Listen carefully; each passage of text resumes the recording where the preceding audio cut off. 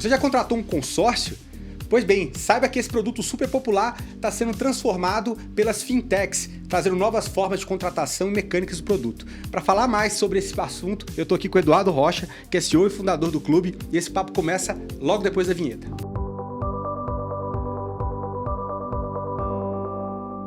Olá, sejam bem-vindos ao Fintech Talks Podcast. Meu nome é Bruno Diniz e esse é o seu podcast sobre fintech, inovação financeira e afins. Como eu falei aqui no começo, a gente vai falar hoje sobre um produto popular, super popular aqui no Brasil, sobretudo, e que está passando por transformações também impulsionado pelas fintechs, que é o produto de consórcio. Então, estou aqui com o Eduardo. Eduardo, obrigado pelo tempo para a gente bater esse papo, cara, sobre esse tema, esse produto. É um prazer, Bruno, estar com vocês aqui. E toda vez que me chamam para falar sobre consórcio, eu topo, eu gosto. Maravilha. Então, Edu, antes da gente falar propriamente do produto, das soluções que vocês desenvolvem, eu queria ouvir um pouquinho sobre a tua jornada, a vida prévia aí antes do clube e o que você tem feito, até para a gente também entender como que você chegou aqui na empresa, né? Legal. Eu tenho já algumas décadas de experiência profissional. Eu tive 3 jornadas bem relevantes na minha carreira. Uma primeira jornada como consultor de empresas. Eu fui sócio de consultoria durante 11 anos. E meu último projeto na consultoria foi um projeto numa empresa que tinha uma atividade bastante relevante de administração de consórcios. E ao final desse projeto, em 2010, eu fui convidado para assumir a companhia como CEO. E foi em 2010 que eu tive contato com a indústria de consórcio. A gente vai falar bastante a respeito, mas eu fiquei absolutamente fascinado com o que eu vi nessa indústria.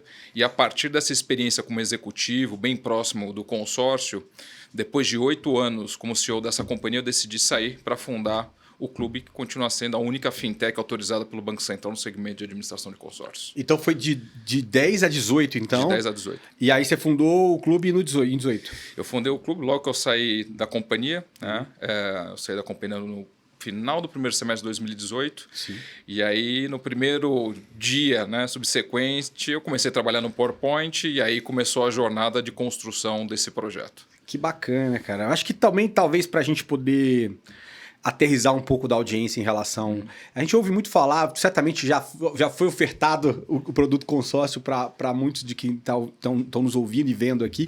Eu queria que você pudesse falar um pouco sobre a extensão do produto consórcio no Brasil, sobre a mecânica também, que eu acho que é bom entender como que ele tradicionalmente opera, que você já atuou aí, pelo que você nos contou por muito tempo no mercado.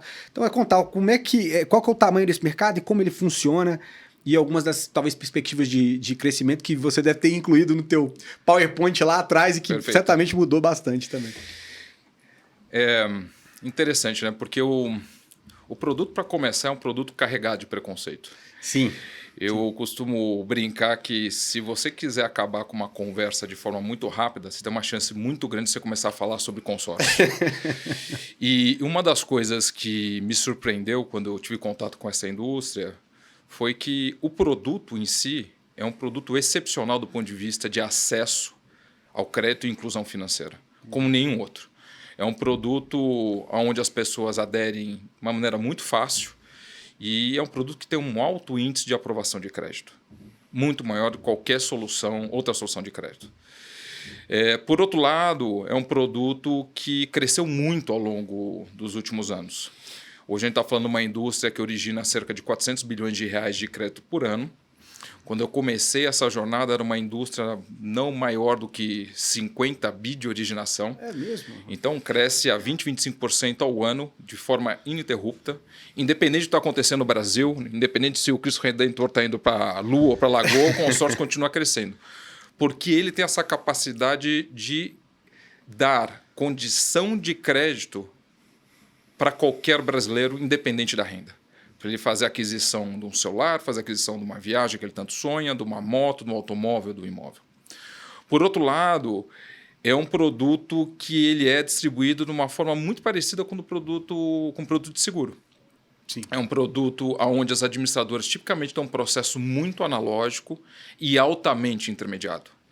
Então, o consórcio também tem os seus corretores de consórcio na figura dos gerentes de banco que oferecem esse produto, na figura dos vendedores de concessionária, na figura dos representantes, agentes autônomos e até agentes de investimento, corretores de imóveis e corretores de seguros também.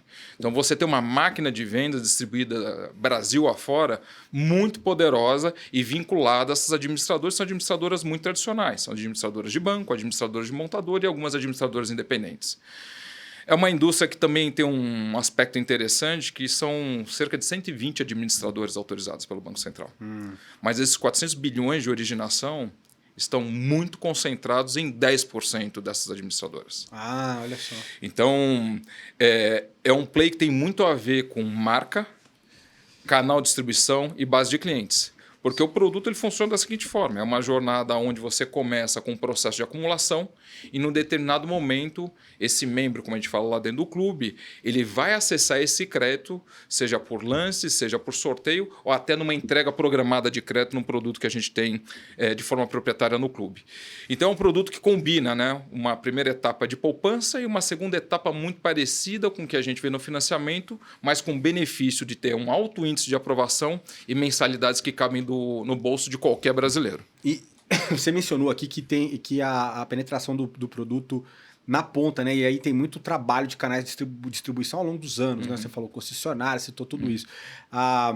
O que você atribui a essa alta aderência ali na ponta? Tem a ver com comissionamento para um vendedor escolher o produto em detrimento de outras alternativas, ou uma maior, como você falou, taxa talvez de aprovação de um crédito? Qual que você entende que é o sucesso do produto, da forma como ele está hoje para ter esses 400 bilhões aí que você citou? É interessante que, apesar do crescimento muito forte ao longo de mais de 2 décadas, é um produto que não tem ainda uma penetração tão grande.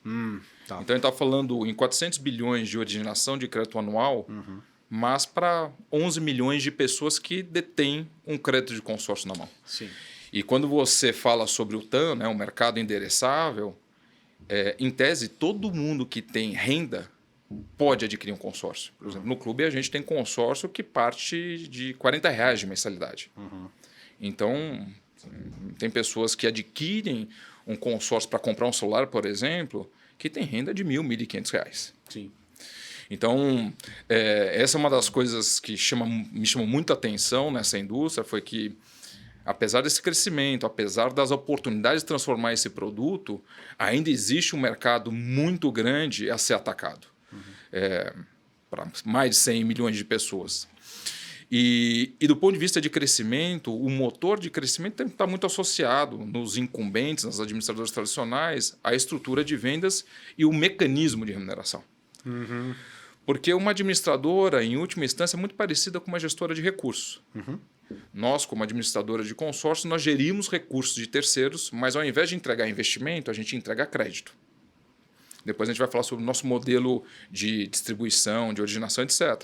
Mas, tipicamente, o que as administradoras fazem é oferecer uma remuneração bastante atraente para os intermediários, oferecerem o consórcio na base de clientes ou na base de relacionamento que eles têm.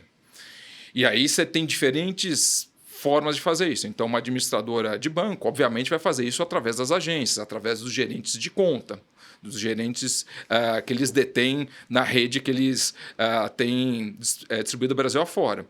Uma administradora de montadora, por exemplo, o negócio de moto no Brasil é um negócio grande. Sim. E pouca gente sabe que o negócio de moto no Brasil é impulsionado através de consórcio. Olha. Porque, tipicamente, os bancos não gostam de fazer financiamento para moto, porque, embora você aliene a moto, o custo de recuperação desse ativo, sim, é baixo. ele é muito alto vis-à-vis o valor residual. Então, as grandes marcas, as grandes montadoras de motocicleta têm as suas administradoras próprias. Sim. E depois você tem os independentes, que têm um mecanismo de distribuição que tende a ser feito através de franquias, através de representantes e agentes autônomos. Entendi. E assim, para poder tentar exemplificar também aqui para a audiência, porque depois a gente vai entrar mais ou menos de como vocês operam, né? Como é uma jornada típica de uma contratação de um produto de consórcio, vamos dizer aí, de um veículo, tá? De uma moto. Acho que citou. De uma moto. Então, Como é que as administradoras operam nesse segmento de moto? A pessoa vai até uma concessionária interessada em comprar uma moto de R$20.000. Essa pessoa, ela especificamente, esse interessado numa moto de R$20.000 é uma pessoa que não tem uma renda muito elevada. Sim. Uma renda de R$5.000 a R$10.000. Muito mais próximo de R$5.000. Sim. Essa pessoa, eventualmente, tem um cartão de crédito, mas não vai conseguir comprar a moto com o limite que ele tem no cartão de crédito. Essa pessoa vai tentar financiar, mas vai se deparar com um alto índice de reprovação para esse perfil de cliente e para esse perfil de ativo. Tá. Invariavelmente, essa pessoa vai tentar fazer crédito pessoal ou crediário, que também tem um binômio de taxa de aprovação muito baixa e taxa de juros muito elevada. Então, o que vai acontecer no balcão da concessionária de moto é que a pessoa vai escolher o modelo, vai se encantar com aquela moto e vai se deparar com essa dificuldade de fazer a aquisição. Ela não tem condições de pagar à vista e não consegue fazer o financiamento. Então, o ato contínuo vai ser oferecido ao consórcio como um mecanismo, um mecanismo muito fácil de ser acionado para que ele possa começar essa jornada de conquista dessa moto através de um processo de acumulação para depois ter acesso ao crédito. E aí tem a contemplação, tem todo esse período. E aí tem todo a dinâmica da contemplação. Então, o que acontece? Você tem uma administradora de montadora, ela está remunerando essa concessionária. Sim. Essa concessionária tem o dono da concessionária, tem o gerente da concessionária e tem um vendedor da concessionária. Então, o custo de aquisição desse crédito consórcio para a administradora é um custo de aquisição elevado. Sim. Porque ela tem que remunerar toda essa cadeia entre a administradora e o cliente. Porque, em última instância, essa equipe comercial vai se movimentar mediante a pagamento de comissão, não tem muito jeito. Sim. E tem um outro interesse da concessionária, que é aproveitado um pouco mais para frente, que é quando esse crédito fica disponível para ser convertido numa motocicleta. Aí, esse crédito muitas vezes vai ser convertido dentro dessa própria concessionária que fez a venda do consórcio. Não, legal. Bom, esse é o mecanismo tradicional. Como a gente falou, e você citou no começo, é um produto que também está carregado ali de preconceitos. É uma solução ainda que, quando a gente para olhar nesse modelo que você está falando, ele se alterou pouco, imagino eu, ao longo de muitos anos. Né? Ele sempre funcionou com não diria esses vícios, mas com essa mecânica, né? Muito escalonada em termos de middlemans aqui no meio da operação e tudo mais. Né? Como é que vocês estão, dentro desse contexto, como uma fintech, mudando essa roupagem, né? E aí eu queria entender também se tem mais a ver com a abordagem na oferta, são novas mecânicas que vocês colocam na administração, tem a ver com, sei lá, novos canais de distribuição, UX na contratação, ou é tudo isso? Não sei, então querendo poder entender um pouco, fazer um deparo em relação, bom, essa é a jornada típica, isso é um dos produtos, né? Porque dá para poder também colocar várias coisas aí no meio para serem adquiridos via consórcio. Explica para a gente um pouco o que vocês trazem de componente novo. Então, vou voltar lá a 2018. Né? Qual foi a visão? A visão foi construir, de fato, a primeira administradora de consórcios com uso intensivo de tecnologia. E qual que é a resultante do uso intensivo de tecnologia? É entregar a melhor experiência do mercado com a menor mensalidade. E como é que a gente conseguiu fazer isso? Então, ao entrar num processo de desintermediação, nós reduzimos muito o custo de aquisição da nossa operação na comparação com as outras administradoras de consórcio. Tá. Vocês já nascem mais zerados, vocês nascem com de termos de infraestrutura tecnológica, vocês já nascem num outro lugar em relação aos outros. Perfeito. Né? Tá. E essa arbitragem de custo de aquisição faz com que eu tenha a capacidade de entregar a menor mensalidade do mercado para a aquisição de um celular, de uma viagem, de uma moto, de um automóvel e de um imóvel. E, ao mesmo tempo, ao ser bem sucedido nessa desintermediação, o que a gente fez? A gente assumiu o controle de 100% da jornada. Sim. Desde a oferta, desde a conversão até toda a gestão da carteira e pós-venda. Então, a visão foi essa. Colocar utilizar de forma profunda a tecnologia para que a gente pudesse escalar o clube de uma maneira que a gente passasse a ser a melhor administradora de consórcio, e hoje a gente tem a melhor avaliação no Reclame Aqui entre todas as instituições financeiras, e ao mesmo tempo entregar a menor mensalidade para viabilizar a aquisição de tudo que um brasileiro pode sonhar. Sim. E só complementando, tendo unit economics bastante robustos. Sim. Não é que esse modelo implica, né, numa administradora de consórcio que vai ter uma rentabilidade inferior à rentabilidade das administradoras incumbentes. Muito pelo contrário. Com o uso de tecnologia, a gente consegue escalar a companhia com uma baixa adição de despesa fixa.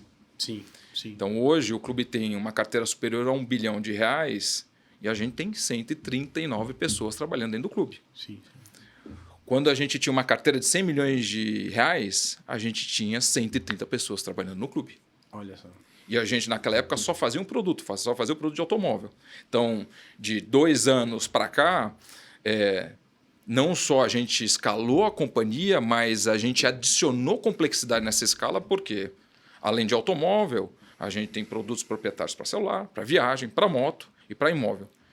E com o uso da tecnologia, o clube passou a ser a única administradora que opera em escala todas as categorias de consórcio. Porque, tipicamente, os incumbentes dos 400 bi que eu falei, 99% desses 400 bi ou são veículos ou são imóveis. Entendi. São os créditos de maior valor agregado, porque o intermediário ele recebe uma comissão sobre o valor do crédito vendido. Sim. E a administradora tem uma retaguarda estruturada, organizada para transacionar os créditos de maior valor. Sim. Então, tipicamente, uma administradora vai ter um crédito médio de 100, 120 mil reais na combinação de veículos com imóveis. Imóveis têm crédito médio de 200 mil reais, veículos têm crédito médio de 60 mil reais na indústria. O clube tem crédito médio até mais alto em imóvel e automóvel, mas em celular a gente faz crédito médio de 5 mil reais. Então, quando você pega o crédito médio do clube hoje, com 50 mil membros ativos, o nosso crédito médio é de 20 mil reais. Mas aí no caso dos incumbentes, a gente entende que tem uma decisão estratégica aí em vamos focar aqui, tem mais gordura, é um produto que, sei lá, focar no mercado de imobiliário, automotivo, talvez para o modelo, para a mecânica dele seja mais rentável. Total, isso. Mas vocês conseguiram encontrar uma eficiência tal em produtos também como celular que justifique vocês também estarem nesse mercado? Foi intencional cobrir o máximo possível de soluções diferentes quando vocês começaram ou não? Então, voltando ao PowerPoint lá de 2018, né, tinha um slide e a gente falava, olha, tem algumas oportunidades muito interessantes nessa indústria. Uma das oportunidades é celular. E eu acho que é legal falar sobre o celular porque é o bem de consumo mais desejado do brasileiro. Todo mundo tem um celular, mas pouquíssimas pessoas têm um celular que gostaria de ter. Sim. Então, são poucas pessoas que têm um smartphone de alto valor. E é um sonho ainda mais factível do que o imóvel, por exemplo, algo que está mais à mão. Então, lógico, o valor é um valor menor. Sim. Mas a dificuldade de aquisição Crédito, também é grande. Claro. Porque você pega, por exemplo, um celular de 8 mil reais. Sim.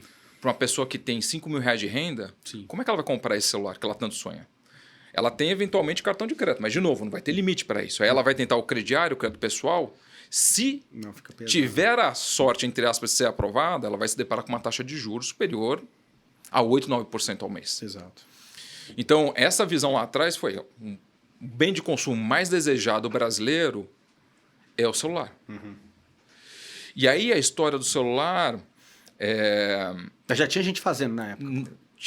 A indústria fazia muito pouco, a indústria de consórcio. Só para você ter uma ideia, nesses 400 bilhões de originação,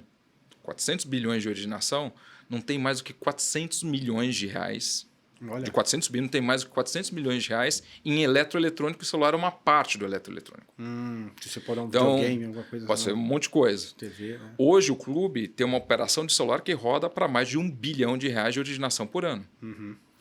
E essa oportunidade a gente implantou a partir do momento que a Vivo entrou no nosso cap table. Sim. Então, numa das rodadas de investimento, a Vivo entrou e eles tinham ali uma necessidade de desenvolver um produto financeiro para venda do celular. E aí a gente acabou montando um consórcio com entrega programada, que a gente batizou de compra planejada de celular, com créditos de R$1.000 a R$10.000, que agora está estendendo para R$15.000. Olha. Nos prazos de 24, 36 e 48 meses, com mensalidades a partir de R$40. Contratado em loja ou no aplicativo? Tudo no site. 100% digital. Olha só. É um produto que, obviamente, né, pelo seu valor de crédito, que é muito menor do que de automóvel e imóvel, ele carrega um LTV mais baixo. Então, você só viabiliza esse produto se ele for 100% digital. Sim. Ou onde o usuário assume 100% da autonomia para executar toda a jornada dele, seja de vendas ou de pós-venda. E aí, de novo, né, o uso da tecnologia foi super importante para viabilizar isso. E também a gente montou um produto, que é um produto proprietário, que estabelece já um prazo para entrega desse crédito. Sim. Então, o usuário, quando ele faz a adesão, ele já sabe exatamente quando ele vai sacar esse crédito. Então, não só a gente trouxe a tecnologia para facilitar toda a experiência de aquisição e depois o pós-venda, como também a gente mexeu no produto para simplificá-lo e tornar um produto que uma audiência com renda média de R$5.000 consegue compreender, não tem dúvidas e faz a aquisição de forma 100% autônoma. Boa. Então, vamos só exemplificar, Edu, aqui no ponto de vista de um cliente da operadora está lá. Você só trabalha com eles ou trabalha em outros lugares? Não, a compra planejada de celular ela está em vários parceiros. Então, Telecom é somente Vivo, mas a gente está no C6, está no Neon, PicPay, 99. Com o mesmo nome de produto? Ou não? É o mesmo produto, só que a jornada, evidentemente, é uma jornada que tem a cara do parceiro. Então, a jornada da Vivo é uma jornada com o logo da Vivo, com as cores da Vivo. Claro, claro. A jornada dos demais parceiros também respeitando o seu guide de marca, etc. E aí a mecânica, né? O cidadão vai, tá afim do celular dele, ele entra lá no site da Vivo e aí ele enxerga lá as alternativas, clicou e aí como é a compra planejada, como é que é esse processo até ele de fato botar a mão no celular? Então, especificamente no caso da Vivo, ela tem diversos mecanismos de ativação da sua audiência. Tá. Então, tem site, tem aplicativo, Sim. tem SMS, tem o WhatsApp, tem o Terra, que é deles, onde você pode colocar anúncio, etc. E tem também até estratégia de investimento em mídia paga. Sim.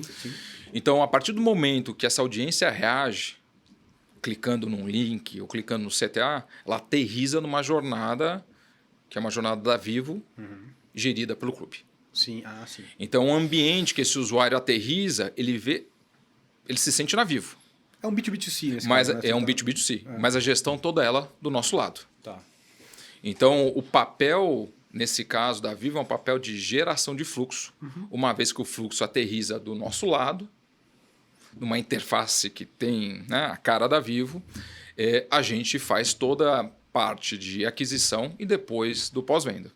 Lá na frente, né, esse crédito vai ser liberado e aí a Vivo também vai oferecer um benefício para que esse membro originado por eles vá até a loja deles e faça a conversão desse crédito no celular. No celular lá dentro, que aí também já Exatamente. captura esse valor.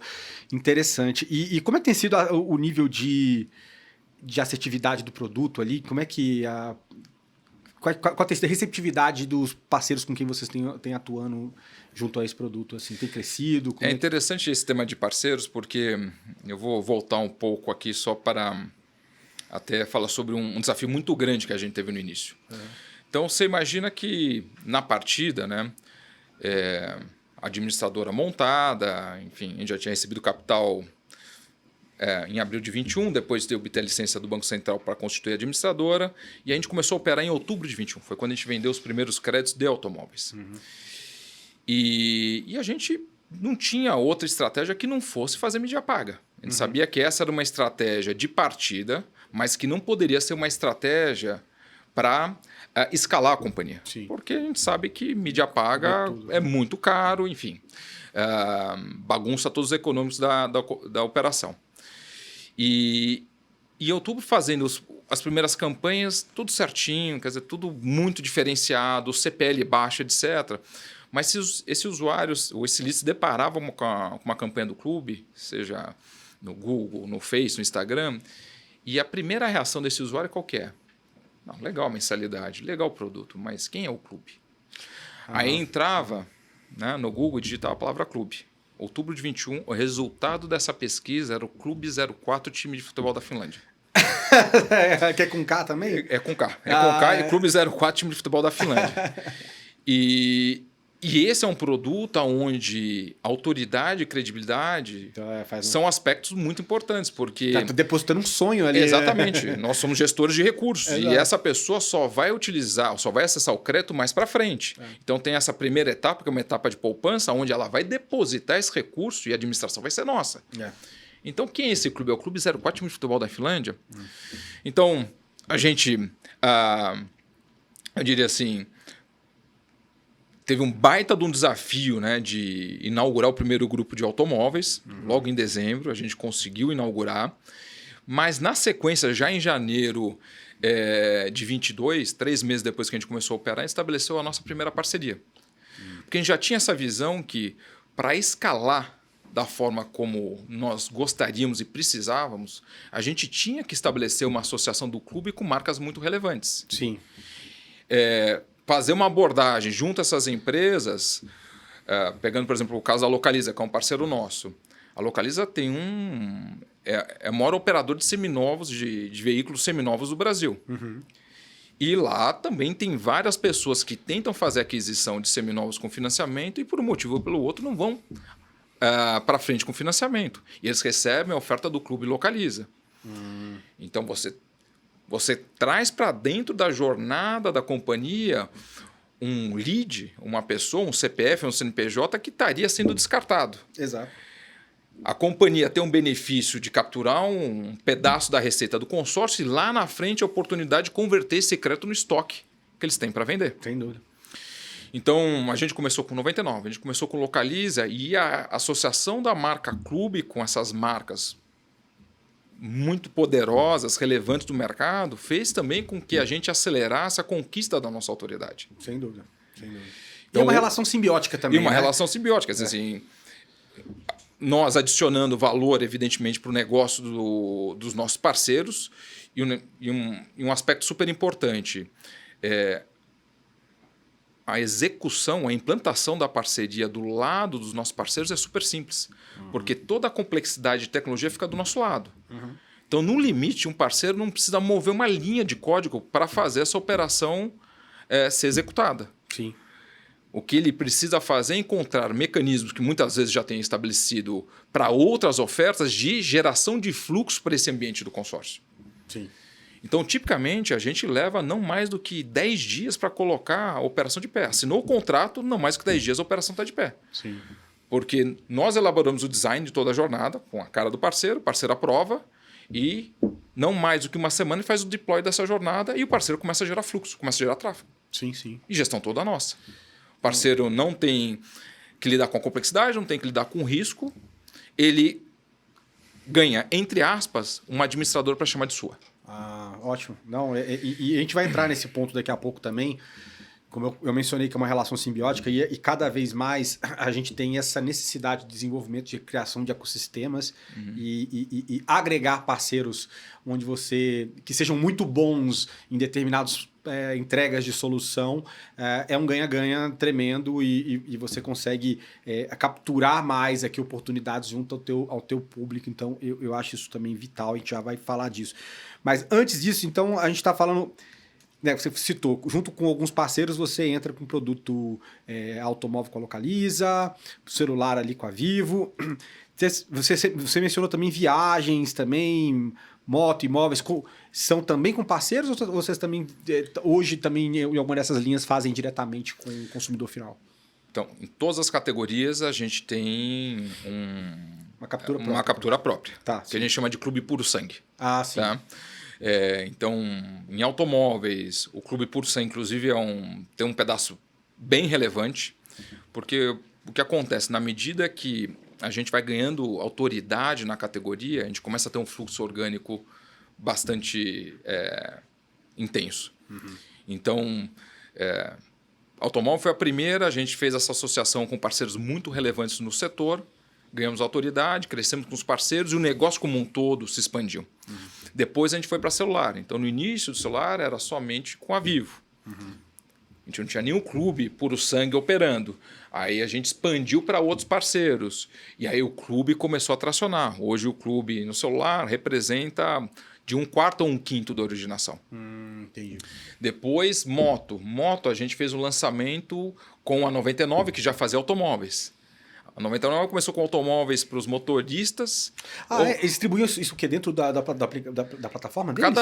Cada parceiro tem a sua forma de ativar a sua audiência. Sim. Especificamente no caso da 99, eles têm um aplicativo Sim. para fazer a relação com os motoristas. Sim, é tão simples quanto mandar um push. Um push com link. É super bem sacado fazer assim. Então eles começaram com automóveis, depois a gente lançou os celulares. O motorista precisa também do celular. Sim. E agora, com a moto, que a gente começou com operação própria, também eles se interessaram porque eles estão desenvolvendo também a vertical de motos lá na 99. Sim.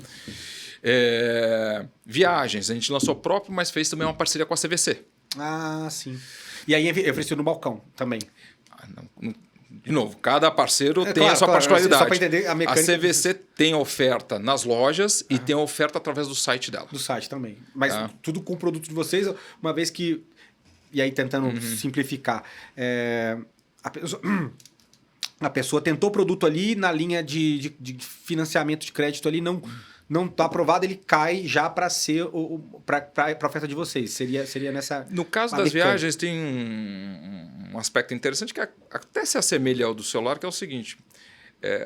Uma base relevante que viaja consegue viajar, vamos dizer assim, dentro do Brasil, para simplificar o exemplo. Mas tem um sonho de fazer um cruzeiro no Caribe. Ou tem um sonho de levar a família para a Disney durante 2 semanas. Sim, que é coisa de mais alto valor. Então... Esse mecanismo da viagem, da compra planejada de viagem, tem sido utilizado para fazer um upgrade da experiência. Sim, legal, interessante. Que é bem interessante. E então, assim, a gente começou com automóveis, depois foi para celular, aí montamos esse produto proprietário para celular, que é a compra planejada. A gente aplicou essa compra planejada em games, para compra de PS5, Xbox. Então, pega a base lá do PicPay, pega a base do C6. Tem uma busca muito relevante das pessoas mais jovens para esse crédito, para esse tipo de aquisição. Depois a gente fez viagens e fizemos motos.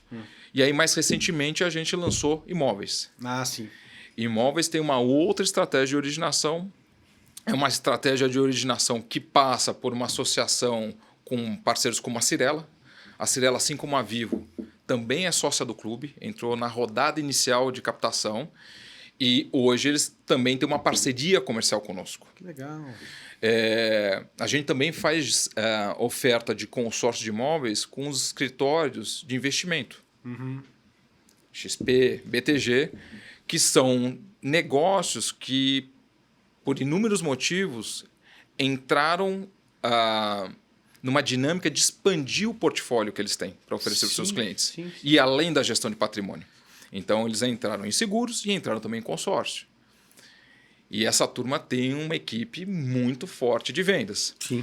Aí você fala assim, Eduardo, não, mas vocês desintermediam, vocês controlam a experiência. Não, mas para essa turma que tem uma equipe muito madura de vendas, onde a venda é feita com muita qualidade, o que a gente fez? A gente desenvolveu uma tecnologia para esse pessoal operar. Sim. Uma tecnologia proprietária para eles fazerem a venda e depois fazerem a gestão da carteira. Sim. E alguns desses caras também não tá no métier deles trabalhar com a administração de consórcio também, né? E eles não querem, evidentemente, lidar com a catraca de administração de consórcio, mas muitos deles são originadores muito fortes de consórcio hoje em dia. Sim, interessante. E hoje, você citou alguns nomes corporativos interessantes aí no cap table de vocês. Quem tá, assim, além desses caras que você citou, tem também VCs, assim, só para a gente também entender que então, isso vamos falar um pouquinho da nossa jornada de captação. Nós levantamos 120 milhões de reais em 4 rodadas de captação. Uma primeira rodada com anjos, foi uma rodada inicial de 3 milhões de reais lá em 2019, eu coloquei capital próprio, e aí convidei os 3 fundadores da 99 e um dos fundadores do iFood para se juntar a esse cap table inicial. E foi super importante na nossa trajetória, porque essas pessoas trouxeram um ângulo de tecnologia e a experiência de terem feito 2 unicórnios com uso intensivo de tecnologia. Fora os relacionamentos para entrar... Que ajuda demais. Então, de um lado, né, nós do clube, conhecendo muito da administração de consórcio, das dores do produto, com um monte de ideia, etc. E do outro lado, a gente trouxe inicialmente esses investidores que nos ajudaram demais na estruturação da base de tecnologia da companhia. Depois, a primeira rodada institucional foi liderada pela IGA. E aí já foi em abril de 21, quando a gente recebeu 32 milhões e meio de reais. Foi um seed pré-operacional na época, um seed até bastante relevante naquela época de liquidez mais farta. Então foi liderado pela IGA, a Parallax, que é outro fundo de Venture Capital, participou dessa rodada, e o CVC da Cirela também entrou nessa rodada. Foi nessa. Foi nessa rodada. E aí um pouco mais para frente a gente fez uma rodada de 30 milhões de reais, liderada pela Vivo, com o prorata dos investidores que já estavam no nosso cap table. Sim. E mais recentemente fez uma rodada de 50 milhões de reais, liderada pela L4.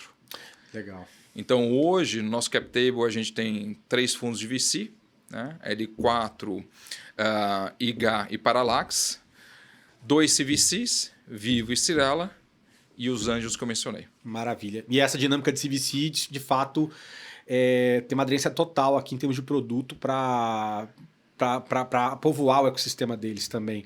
Né? E aí o ponto que eu queria retomar, que a gente até meio que pincelou ali atrás, Edu, é que hoje, falando um pouco de mercado financeiro, um papo que a gente fala muito aqui é sobre toda a discussão sobre a principalidade que está rolando, né? Que é todas as instituições, já que tem cada pesquisa é diferente, o brasileiro tem 5 contas, 6 contas, cada uma deles está tentando ser o ponto focal, né? A principal instituição de relacionamento. Né? Isso está levando uma corrida aí, inclusive, no desenvolvimento e criação e orquestração de ecossistemas para fazer isso. Né? Então, muitas vezes, botando soluções num contexto que hoje a gente pode falar que é bem menos verticalizado do que a gente via antigamente, que a instituição produzia tudo dentro de casa e botava isso para o cliente. Hoje é mais modularizado, mais horizontalizado também essa relação. E às vezes vale muito mais a pena, por exemplo, um player que já está high-tech, entende muito o setor e tudo mais, vai ter um bem bolado que vai funcionar para todo mundo, encaixa esse cara, do que eu ter que passar toda uma jornada, não faz nem muito sentido. Né? Hoje, vocês estão dentro desses ecossistemas financeiros também, você citou alguns players, né? E também dentro de players não financeiros. Né? Como é que tem sido essa... e mais uma vez, o retorno muito primeiro do lado do ponto de vista dos players financeiros, né? Ampliando, seja no relacionamento, seja LTV, retenção desse consumidor, você já chega a receber algum feedback desse pessoal? Você citou o quê? Citou PicPay, você falou? PicPay, C6, Neon. Neon. E abrindo vias também, como você falou, para tangibilizar. Porque no final, quando a gente pensa no consórcio, se a gente tira os vícios e aquela percepção antiga, é um grande viabilizador de sonhos, né? Só que você ancora ali em qual que é o produto e você tenta trabalhar um crédito para poder realizar esse sonho, né? E eu imagino também, como você falou, cada perfil aqui é uma galera de um PicPay, do Neon, que às vezes está afim de um videogame, é uma coisa... São perfis assim. Você tem algum retorno no caso deles e desse relacionamento? Como foi a abertura desse relacionamento e como tem sido o desempenho também disso dentro do ecossistema deles? Bom, tem alguns aspectos aqui. Eu acho que o primeiro aspecto eu diria assim, um alinhamento em tecnologia. Porque... Coisa que talvez alguns competidores incumbentes não fariam. Os incumbentes têm uma maior dificuldade, porque eles não são uma empresa de tecnologia, claro, por definição. Né? Então, o fato da gente ter nascido como uma empresa de tecnologia facilita o diálogo com esses players, esses bancos já relevantes, que também são, na sua origem, uma empresa de tecnologia. E o que eles percebem de valor logo de cara é o poder e a facilidade da nossa plataforma de tecnologia para iniciar e fazer a gestão dessa operação. Então, como eu falei anteriormente, mesmo sendo empresas de tecnologia, eles tiveram um esforço muito baixo para começar a rodar a operação conosco. Eventualmente, mais para frente, eles vão querer sofisticar, querer embedar, etc. Mas a operação na partida é plug and play para eles. Outra coisa que que os parceiros, de forma geral, não me retendo só aos parceiros de natureza mais financeira, mas de forma geral, eles têm uma preocupação com relação à marca. Sim. Porque esse é um produto, né, voltando lá atrás, que ele tem um preconceito. E é um preconceito que tem muito menos a ver com o produto e muito mais com a experiência entregue ao longo da jornada típica de consórcio. Exato. Então, quando esses parceiros olham as nossas avaliações no Reclame Aqui, no Google, o que eles percebem são avaliações tão boas quanto as avaliações que eles têm do lado deles. Então, é uma associação de empresas que valorizam demais a tecnologia e valorizam demais a experiência oferecida para o cliente. Sim. Então, dito isso, o que a gente percebe, né, com esses parceiros financeiros, evidentemente que eles têm um interesse, né, de monetizar o consórcio dentro da base dele e sendo o consórcio um instrumento de receita adicional. E eles poderiam tomar inúmeros caminhos, poderiam fazer a aquisição de uma administradora existente, poderiam montar a administradora deles. Agora, quando eles começam a operar conosco, eles percebem que o que a gente já fez dentro do clube significa um trabalho muito intenso de vários anos com que uma administradora de consórcio pode dispor de melhor de capital humano. Um time que conhece muito o consórcio e, ao mesmo tempo, é um time muito forte em tecnologia. E aí tem uns casos interessantes, assim, como é que eles percebem, né? Tem o tema de remuneração, evidentemente que eles são remunerados por isso, então a remuneração, na medida que a operação vai escalando, passa a ser uma remuneração relevante, mas tem situações de reativação de clientes. Isso é interessante. Porque esse é um tema importante para eles, né? Não é ser só o principal banco, muitas vezes, mas dentro daquela base de milhões e milhões de pessoas, dezenas de milhões de pessoas que eles têm, uma parte, invariavelmente, está inativa há alguns meses. Não criou vínculo. Abriu a conta, etc., mas não está movimentando a conta. E a gente tem um case muito interessante que ele está conseguindo reativar a conta com a oferta da compra planejada de celular. Que incrível. Puta, legal. Então, isso representa uma adição muito importante de valor para eles. Além de ter a remuneração do consórcio, está conseguindo trazer esse cara inativo para dentro do jogo deles. Através do produto de compra planejada de celular. E é fora da caixa, porque na verdade, provavelmente, às vezes, nos competidores ali, ele não teve nenhuma oferta parecida, né? Esse produto celular é proprietário do clube. Ninguém tem. Interessante. Tanto o produto quanto a jornada, ninguém conseguiu replicar. É um produtão pro cara colocar, dependendo de alguns ecossistemas. E é interessante, você falou. Eu não vi ninguém ainda, né? A gente acompanha muito o mercado aqui, mas que faça um as a service, que é mais ou menos o que você faz desse produto. Perfeito. Né? Assim, acho que tem Credit as a Service, tem vários caras, tem muita. Mas desse produto específico eu não vejo. E muitas vezes, se você pensa em alguns ecossistemas, você citou o exemplo, por exemplo, quando você pega talvez uma base básica, típica do Neon, por exemplo, até pelo extrato social que eles atingem, quem é a base dos clientes deles, esse é um produto com tremenda aderência. Assim, total. Né? Porque também eu acho que quando o cara tem um ambiente que trabalha com um pool de consumidores que tem, às vezes, um poder aquisitivo menor, esse cara, muitas vezes ele não é impactado com algumas ofertas tradicionais, não vão colar nele. Tem um aspecto que você tocou aqui que vale a pena explorar. Quando eu era executivo, né, de administrador de consórcio, uma das preocupações que eu tinha era como é que a gente vai crescer 10 anos para frente se a gente não engajar a nova geração. Porque você pega essa moçada até 30 anos, poucos entendem e ouviram falar sobre consórcio, é aquela conversa pouco distante, né, do pai, do avô, do tio, etc. Ou se ouviu foi negativamente. E se ouviu, eventualmente, não traz uma boa memória, mas além disso, essas pessoas elas não vão fazer aquisição de consórcio como os caras da minha idade fazem. Sendo abordado no banco, sendo abordado numa concessionária, recebendo uma ligação. Não funciona dessa maneira. A negociação, o engajamento dessa moçada. E o que a gente conseguiu fazer com esses produtos de menor valor agregado, que são objetos de desejo dessa geração, foi ampliar a nossa audiência. Sim. Porque se você me perguntasse lá no início do clube qual que era a audiência que a gente ia atacar, eu ia falar para você, Bruno, a gente vai atacar a pessoa que não tem acesso a crédito. A persona motorista de aplicativo. Esse cara tem renda, mas ele não consegue financiamento. Porque ele é um autônomo. Eventualmente, a gente vai acessar também o pessoal de maior poder aquisitivo quando a gente entrar em automóveis de R$200 mil, em imóveis de maior valor agregado. Mas provavelmente eu não ia falar muito da nova geração. E o que a gente viu foi, quando a gente colocou o produto celular, a gente trouxe uma base muito relevante até 30 anos. Sim. E, ao mesmo tempo, é uma base que não tem uma oferta de crédito tão farta, mesmo nos bancos digitais. Sim. Você pensa o que essa moçada tem uma conta digital muito bem estruturada, com uma experiência bacana, tem um cartão de crédito. O limite não é um limite muito elástico, mas dificilmente eles vão ter uma oferta de um crédito para comprar um celular. Dificilmente eles vão ter uma oferta de um crédito para comprar uma moto, de um crédito para comprar um automóvel.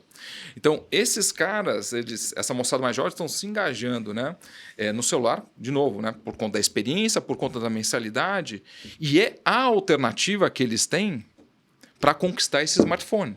Sim. E aí o que a gente vê é que, na medida que essa turma vai amadurecendo, a renda vai subindo, os desejos também vão se tornando mais ambiciosos. Então ele começa com o celular, depois ele vai para a moto, depois ele vai para o automóvel e vai chegar no imóvel. E aí ele conheceu a dinâmica do produto. Perfeito. Né? Então, porque assim, e aí vale talvez retomar da onde vem talvez o preconceito do produto em muitos casos. Né?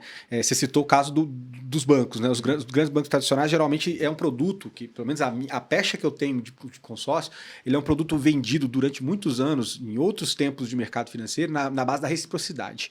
Então, você é o gerente, faz um consórcio comigo. Liberou um outro produto, o consórcio, ele vinha a reboque, como que se fosse eu te ajudo, você me ajuda. Né? Durante muito tempo, acho que na cabeça de muita gente me ajuda aqui a bater a meta para fazer um consórcio. Então, essa era a visão do produto. Assim, quando eu olho assim, em retrospectiva, eu sempre falo isso, assim, os incumbentes, eles têm um tremendo mérito de terem desbravado. Com certeza.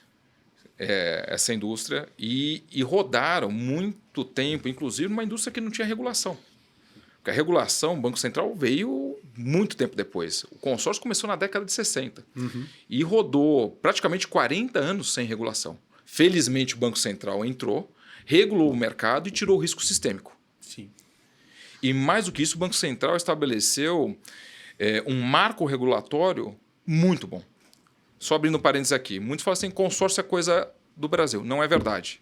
Existe consórcio para tudo quanto é lugar. A diferença é que, na maior parte dos lugares, o consórcio não é regulado. Ele roda de maneira informal.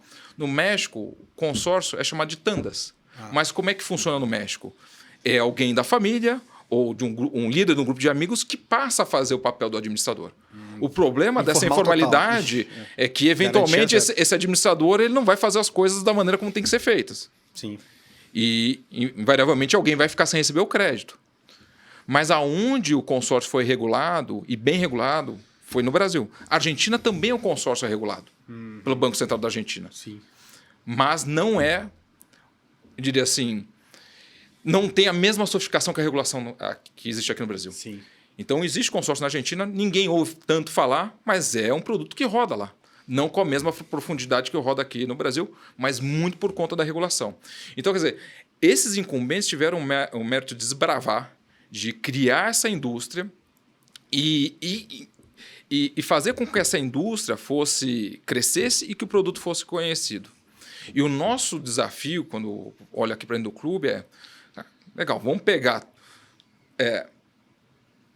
esse ponto de partida, que é uma indústria muito grande, com um tremendo espaço para crescer, e vamos ressignificar o consórcio. Exato. Com o uso intensivo de tecnologia para entregar esses benefícios de experiência, de mensalidade que eu mencionei anteriormente. Que todo o trabalho de ressignificar o produto com jornadas, tecnologia e tudo mais, isso já vem de todo o movimento fintech que a gente vê no país e no mundo.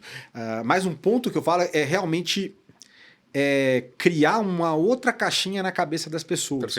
Né? Então, assim, volto a dizer, para a minha geração, cada viveu uma, assim, eu com meus 40 anos aqui, a minha cabeça é reciprocidade.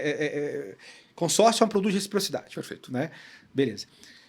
Só que as novas gerações, que às vezes o primeiro contato dele é com o Neobank, que é um banco digital, ele não tem essa relação de reciprocidade. Perfeito. Então isso cai por terra. Então essa contratação baseado nessa... Pô, faz um produto aqui comigo e não se tem um apelo, um aprofundamento em relação às vantagens do produto, é tudo muito en passant. Isso não cola nessa geração. Beleza. Aí você joga isso para criar uma estrutura na cabeça da pessoa onde esse é o primeiro produto, pode ser o primeiro produto financeiro que ele vai contratar. O primeiro crédito. Se ele é jovem, se ele está aí, se ele é uma geração, se ele é milênio, geração alfa e tal, esse vai ser um dos primeiros produtos que ele vai conseguir ter acesso, porque não, é um cara zerado de score, um cara começando a vida, Perfeito. vai ambicionar ali, vai começar ambicionando um celular, adquire desse modo, entende produto, entende a dinâmica, amadurece isso, aí quando tiver outros desejos, ele vai sendo impactado com essa forma que aí ele já acostumou a dinâmica do produto, né? Aí começa, como diz um produto, começa com um celular, daqui a pouco é uma moto, depois é um carro, depois é um imóvel. É um negócio que é super bacana, você entra no Google, faz a pesquisa lá do clube, né? Agora não vai ver o Clube 04. O Clube 04 eu acho que está na 10ª página lá do Google. Já agora o clube está super indexado. Mas o que eu gosto, assim, eu gosto sempre de ver as avaliações. As avaliações do Google e do Reclame Aqui. E elas têm um comportamento muito diferente, né? Do Reclame Aqui é tipicamente como uma empresa lida com uma expectativa que não foi atendida numa determinada etapa da sua jornada. E lá no Google conosco, as avaliações são muito da conquista do crédito. Então você entra lá, você vai ver um monte de foto da moçada. Olha o celular que eu consegui. Olha o carro que eu consegui.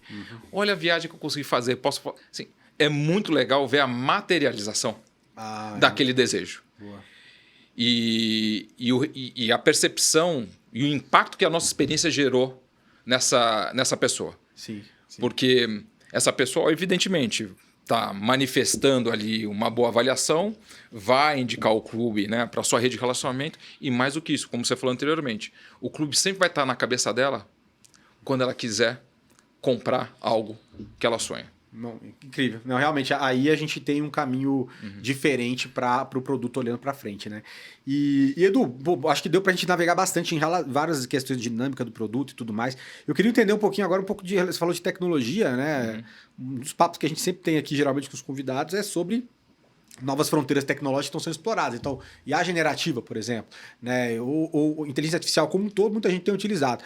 Mas como é que vocês têm lançado mão, eventualmente, além de ter essa estrutura bem linha aí em relação a stack tecnológico, como é que vocês estão, eventualmente, surfando essa onda para ajudar aqui no desenvolvimento da solução suas aqui? Bom, quando a gente começou a operar lá em 2021, a gente não tinha absolutamente nada de inteligência artificial. Sim. A gente tinha uma boa retaguarda de tecnologia, tinha uma boa jornada azeitada, etc. Mas tinham várias etapas no nosso processo de aquisição e de pós-venda que demandavam, né, a alocação de pessoas. Ao longo do tempo, a gente foi desenvolvendo essa funcionalidade ou esse processo de inteligência artificial. Então, hoje, a gente tem uma pessoa muito importante na nossa companhia que leva o nome de Cris. A Cris. A Cris é a nossa robô. Então, é uma inteligência artificial generativa. Eu não estou falando de uma árvore de decisão, né? Porque muita gente fala que árvore de decisão, né, vende inteligência artificial, mas no fundo é uma árvore de decisão. Aqui a gente está falando de uso, né, de inteligência artificial generativa. O que a Cris faz? Né? A Cris, ela faz o papel do SDR na venda dos créditos de maior valor. Então, você pega o crédito de automóvel, quem tem um crédito médio de R$100 mil, o crédito médio, a venda média de imóveis, que é de R$500 mil, esse usuário ele vai passar pelo site, mas muitas vezes ele não vai fazer a aquisição, embora ele possa fazer diretamente no site. Ele vai querer mais contexto. Então, uma vez que ele não faz essa aquisição no site de automóveis e imóveis, ele cai para essa segunda camada, onde ele vai interagir de forma livre com a Cris. A Cris vai esclarecer como é que funciona o produto. A Cris vai falar quais são os benefícios do clube. A Cris vai fazer várias simulações. A Cris vai gerar pagamento para ele. E, eventualmente, ele vai querer falar ainda assim com um consultor nosso. Então, no caso de imóveis e automóveis, a gente tem uma terceira camada, que são os closers. Mas quando a Cris transfere para os closers, já está bem... está muito bem encaminhada a operação e a taxa de conversão dos closers é superior a 10% nessas transferências. Então tem esse aspecto da Cris na jornada de automóveis e imóveis. Então ela faz o papel do SDR. E a gente tem lá dentro, né, uma equipe de mais de 10 pessoas que só trabalha com inteligência artificial. E às vezes perguntam para a gente, o que vocês compraram? A gente montou o nosso Lego. Sim. Então tem vários componentes, né, que são, eu diria assim, funcionalidades ou ferramentas que existem no mercado que a gente olhou e a gente montou o nosso Lego. E mais importante do que o que existe disponível no mercado é a maneira como você inocula para dentro da companhia. Uhum. Você precisa criar uma cultura de estruturação dentro da inteligência artificial, onde as pessoas do seu time busquem as melhores soluções do mercado e, com o conhecimento que elas têm do negócio, elas possam colocar para o cliente, para o usuário final, uma solução que funcione. E por trás disso tem uma infinidade, tem milhares de testes ABs que a gente faz todos os dias. Sim. É um negócio que assim, não para. É um negócio do inconformismo. É todo dia ajustando alguma coisa dentro dessa estrutura de inteligência artificial. Então a Cris faz essa parte de aquisição. Ao mesmo tempo, você fez a adesão, entrou lá na sua área do membro, baixou o aplicativo, etc. Mas teve alguma dúvida. O nosso pós-venda é 24/7. Porque a Cris faz o primeiro atendimento. Sim. E ela soluciona 85% das questões que são encaminhadas para ela no pós-venda. Taxa alta. Né? É muito alta. E a gente está aprimorando isso de forma contínua. Então, a gente começou a utilizar a inteligência artificial, eu diria assim, não pela parte mais óbvia, mas por uma parte bastante complexa, mas que ao mesmo tempo faz total diferença para o nosso negócio. Porque o uso da inteligência artificial na aquisição e no pós-venda muda completamente o economics e a experiência, o econômico do nosso negócio e a experiência que a gente entrega para o nosso cliente final.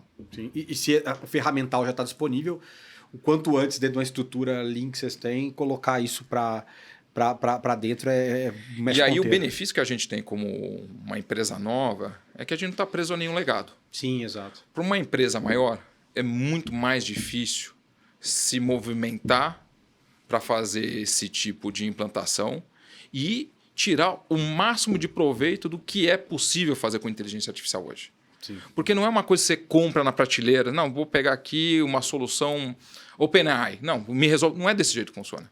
Não. De novo, você tem que montar o seu Lego e esse Lego ele tem que ter um DNA do negócio, porque senão não funciona. Sim. E essa que eu acho que está sendo um desafio que algumas empresas que a gente tem falado aqui têm para transpor também. E, Edu, a gente está chegando aqui perto do fim do papo, cara, que valeu muito a pena. Quebrou vários paradigmas aqui que eu tinha pessoalmente, mas interessante ver esse nível de maturidade para onde a gente está caminhando com o produto. Eu queria ouvir um pouco de você, como é que você enxerga o clube, né? Como é que você enxerga o clube nos próximos 3 anos e também o mercado que vocês estão inseridos? Essa é uma pergunta que eu ouço recorrentemente, né? E do ponto de vista numérico, né, é super difícil cravar. Então, eu vou dar alguns números atuais. Hoje, a gente tem uma companhia que está batendo quase 100 milhões de faturamento anual, tem mais de 1 bi de carteira. Tanto em receita quanto em carteira, a gente cresce em receita quase 4 vezes ano contra ano, em carteira 5 vezes ano contra ano. E é uma companhia que está rodando agora já para o seu 4º ano, mas continua entregando um crescimento robusto. Então, assim, o objetivo de médio prazo é bater 10 bilhões de carteira, sair de 1 para 10 bilhões. Mantido o ritmo de crescimento que a gente vem entregando nos últimos anos, isso deve acontecer dentro desse intervalo de 3 anos. Que legal. E a consequência disso é que com uma companhia de 10 bilhões de AUM, a gente vai ter uma receita em torno de 700 milhões de reais por ano. Então, a gente ganha muito em dimensão. E para viabilizar isso, quer dizer, a gente vai continuar muito forte, né, em todas as categorias que a gente colocou para rodar. Então, tem espaço em celular, tem espaço em viagem, tem espaço em moto, tem espaço em automóvel e imóvel. E a gente não está jogando um jogo de rouba-monte. Não é que para eu crescer eu preciso subtrair da outra administradora. Porque, como eu falei anteriormente, pô, esse é um mercado que cresce a 20%, 25% ao ano, mas são só 11 milhões de pessoas que têm crédito consórcio na mão. E quando você olha para a nossa base tem um perfil muito diferente da típica base de clientes do incumbente. Sim. Porque além do cara que precisa de um instrumento de crédito, a gente tem um cara de alto poder aquisitivo e também tem a moçada mais jovem. Então, a gente teve uma resultante ao longo da construção do clube que foi ampliar bastante a nossa audiência. Boa. Então, isso faz com que a gente tenha, eu diria assim, um oceano azul bastante interessante para explorar. E sendo ainda a única fintech autorizada pelo Banco Central a operar nesse segmento. Incrível. Então, com esse modelo de negócio, nós somos a única administradora. É a única administradora que faz realmente utilização profunda de tecnologia. E, como você falou, né, aculturando o pessoal no meio do caminho e também trabalhando e navegando um mar de high ticket dentro desse mercado que é certamente um filé e vários outros players do mercado já têm olhado, mas vocês têm imprimido esse DNA próprio de vocês. Edu, chegamos ao fim aqui, meu caro. Queria agradecer muito a sua participação, sua presença aqui. Acho que foi um papo super interessante. E você que nos acompanhou até agora, espero que tenha gostado. Não esquece de deixar seu like e também de encaminhar esse papo para outras pessoas que precisam aprender mais sobre consórcio e as inovações dentro desse mercado. Forte abraço e até a próxima.